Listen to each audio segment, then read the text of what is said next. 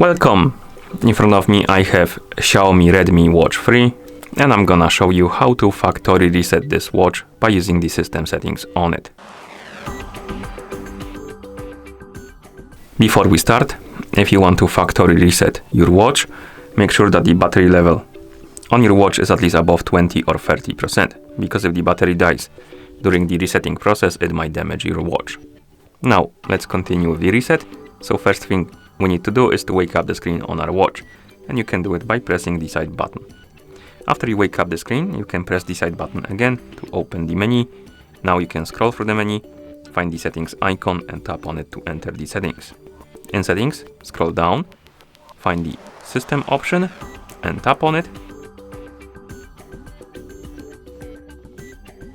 In the system menu, scroll down, find the reset option and select it. And here, tap on the check mark to confirm and start the resetting process. So let's wake up the screen, tap on the check mark, and now let's wait until the resetting process is complete.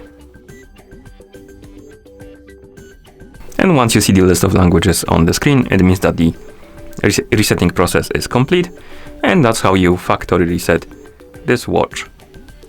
Thank you for watching.